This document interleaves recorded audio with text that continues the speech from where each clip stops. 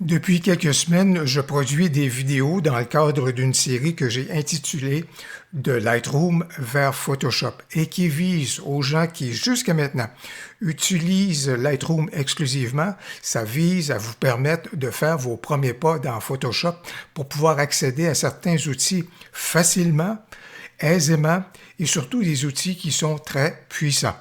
Alors aujourd'hui, j'ai un secret bien gardé à vous faire découvrir dans Photoshop et je pense que vous allez bien aimer et apprécier ce secret-là.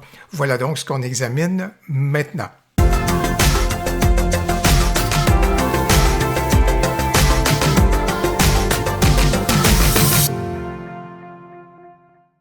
Le secret il est vraiment bien gardé dans Photoshop et franchement, là, Adobe se fait très discret sur ces outils-là qui sont très puissants, qui permettent d'obtenir des résultats d'une façon facile et qui nous permettent également de bonifier les résultats ou les rendus qu'on obtient avec ces outils-là.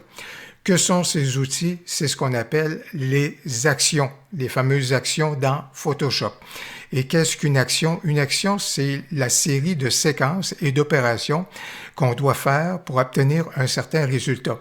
Et Photoshop nous facilite la vie parce qu'il a réuni toutes ces séquences-là et toutes ces opérations-là en une action.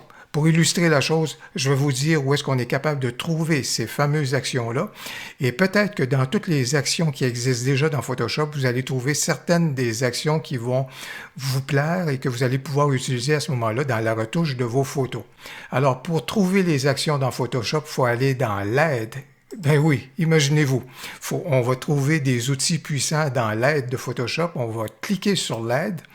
Et là, dans le menu d'aide qu'on a, comme c'est là, regardez, juste ici, on retrouve Action rapide. Et on va activer et faire apparaître donc le menu contextuel au niveau des actions rapides. Et quand vous regardez ça, là, vous voyez qu'il y a plein d'actions qui sont là. Et qui peuvent être, comme je le dis, il y en a certaines qui vont peut-être vous faire de l'œil et que vous allez juger intéressantes et pertinentes. J'ai 3 photos que je vais utiliser pour illustrer quelques-unes des actions qu'on retrouve dans Photoshop. La première des choses que je vous suggère, parce que ça varie selon les actions, mais il est toujours prudent de dupliquer notre premier calque. Alors, dans ce cas ici, CTRL-J ou encore Commande-J si vous êtes en Mac pour dupliquer votre calque original. Et qu'est-ce que je veux faire dans ce cas ici? Bien, il y a plusieurs actions qui sont donc possibles. Vous le voyez comme c'est là, lisser la peau, l'éclairage, tout ça, tout ça, tout ça. Mais tiens, je vais vouloir rajouter un halo. Alors, je vais cliquer là-dessus, je vais laisser l'action donc opérer, la séquence des opérations. Voilà donc les halos qui se sont ajoutés à ma photo, mais je ne suis pas obligé d'en rester là. Je suis capable, dans ce cas ici, soit que je clique ici sur filtre dynamique ou encore je clique ici sur le module en question et vous voyez, j'ai une interface qui me permet donc de regarder si je suis capable de moduler l'effet en question. Je peux peut-être choisir d'autres types de rendus. Comme vous voyez dans ce cas ici, ça peut être également un rendu qui est comme ça. Je vais peut-être en rester davantage à ce qui m'était proposé originalement. Je vais peut-être diminuer la luminosité. Et surtout, je vois ici que je suis capable donc de déplacer les halos pour les repositionner à des endroits que je pourrais juger plus judicieux. Je vais peut-être y aller plus vers une séquence comme ça ici. Je vais accepter le tout. Et voilà donc comment, avec une action dans Photoshop, j'ai été capable facilement d'ajouter un rendu à ma photo. Dans ce cas ici, puisqu'il s'agit d'un portrait, on va voir s'il y a une action qui peut nous être utile au niveau de la retouche, donc du modèle. Bien sûr, avant de commencer, toujours la petite précaution, CTRL-J pour dupliquer le calque en question. Et je vais donc demander à l'action d'opérer à partir du doublon que je viens donc de créer. Et lorsque je regarde les actions, ben, je vois ici que j'ai une action rapide au niveau du lissage de peau. Alors, je vais juste zoomer un petit peu plus au niveau donc du modèle, juste pour vous montrer la résultante. Je vais donc faire opérer l'action en question. Je vois que ça fait intervenir le Neural Filter qui est justement au niveau donc de la retouche de la peau. Vous voyez, ça a été apporté par Photoshop. C'est quelque chose qui est intéressant. Si jamais vous avez le goût d'aller un petit peu plus loin au niveau de la retouche, vous avez juste besoin de cliquer ici sur l'icône ou le bouton de l'outil en question. Ça va vous faire apparaître un autre menu contextuel qui va vous permettre de peaufiner le travail de retouche. Et vous voyez le masque également qui s'était créé à ce moment-là pour bien identifier la surface sur laquelle l'outil devait intervenir. Donc voilà donc une autre action qui est possible et que vous allez retrouver dans Photoshop. Avec cette photo-ci, bien sûr, je vais illustrer une autre action qu'on a dans Photoshop et une action, je pense que certains vont apprécier parce qu'il y en a beaucoup qui s'intéressent à la désaturation partielle ou encore à la désaturation complète, je vous dirais, avec certains éléments colorés, tout simplement qu'on voudrait bien conserver. Or, c'est possible de faire cela rapidement avec une des actions dans Photoshop. Alors, dans ce cas-ci, je vais aller vers l'arrière-plan en noir et blanc, l'action rapide.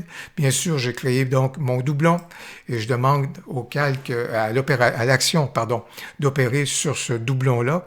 Et ce qui est intéressant, si jamais vous avez l'historique d'afficher, bien, ça vous permet de voir toutes les actions qui ont donc opéré à ce moment-là, toutes les opérations pour atteindre le résultat que vous voyez donc là.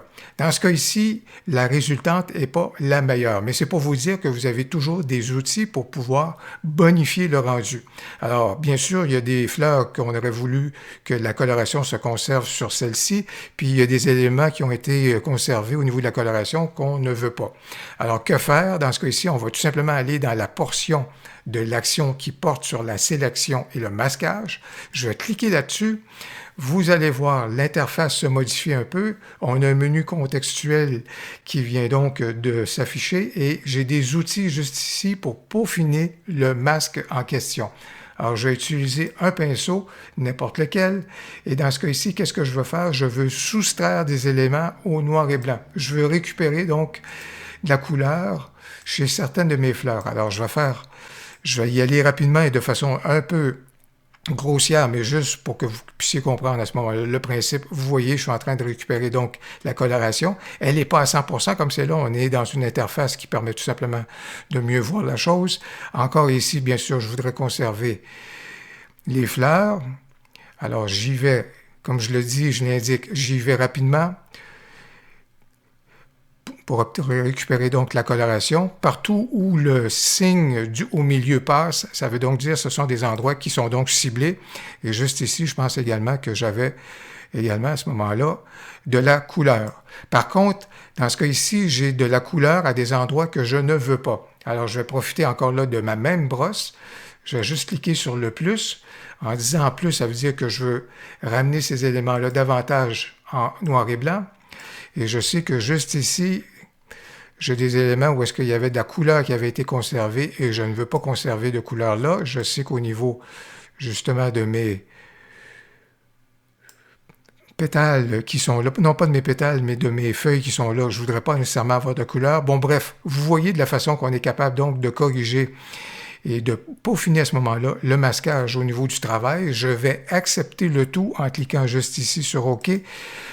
J'espère que vous serez indulgents parce que j'ai fait le tout très rapidement, mais vous voyez comment vous êtes capable à ce moment-là de bonifier le rendu et d'améliorer le résultat. Il y a vraiment plusieurs actions disponibles et puis, comme je le disais, il y en a peut-être certaines qui vont vous faire de l'œil, comme par exemple supprimer l'arrière-plan complètement, l'arrière-plan flou, sélectionner un sujet, quoique il y a déjà dans le menu contextuel de Photoshop et surtout dans la section sélection, on est déjà capable d'aller et d'obtenir ce résultat-là. Lisser la peau, je l'ai illustré.